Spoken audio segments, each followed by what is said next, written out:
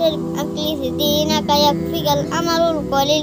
হাদিস শরীফের অর্থ তোমার ঈমানকে খাঁটি করো, অল্প আমলে নাজাতের জন্য যথেষ্ট হইবে। 2 নাম্বার হাদিস শরীফ খায়রুকুম মান তাআল্লামাল কুরআন ওয়া আল্লামা। হাদিস শরীফের অর্থ তোমাদের মধ্যে সর্বোত্তম ওই ব্যক্তি যে কোরআন মাজিদ শিক্ষা করে এবং শিক্ষা দেয়। 3 নাম্বার হাদিস শরীফ তালাবুল ইলমি ফারিদাতুন আলা কুল্লি মুসলিম। হাদিস শরীফের অর্থ দ্বীনি ইলম তলব করা প্রত্যেক মুসলমানের উপর ফরজ। 4 নাম্বার হাদিস শরীফ আত-তুহুরু শাত্রুল ঈমান। হাদিস শরীফের অর্থ পবিত্রতা ঈমানের অঙ্গ। 5 নাম্বার হাদিস শরীফ মিফতাহুল জান্নাতিস সালাহ। হাদিস শরীফের অর্থ নামাজ বেহেশতের চাবি। 6 নাম্বার হাদিস শরীফ আউয়াল মা ইউহাসাবু বিহিল আবদু ইয়াউমাল কিয়ামাতিস সালাহ। হাদিস শরীফের অর্থ প্রথম নামাজের হিসাব হইবে।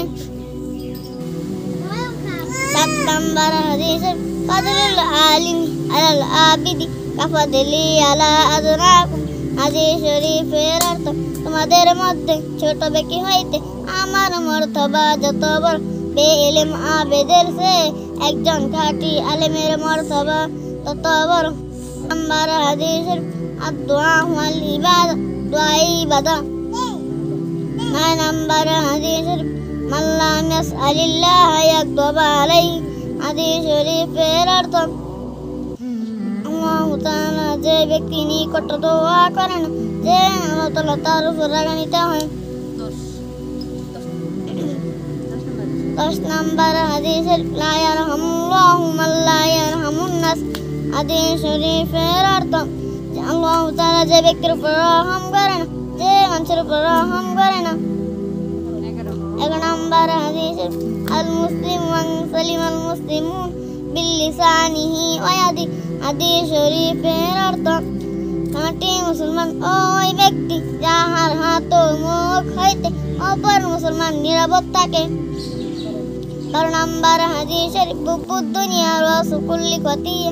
হাদিস শরীফের অর্থ দুনিয়ার মহব্বত সমস্ত গুনাহের মূল। 13 নাম্বার হাদিস শরীফ ইন্নামাল আমালু বিল খাওয়াতিম।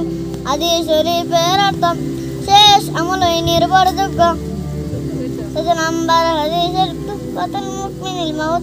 হাদিস শরীফের অর্থ ঈমানদারদের জন্য মৃত্যু উপহার স্বরূপ।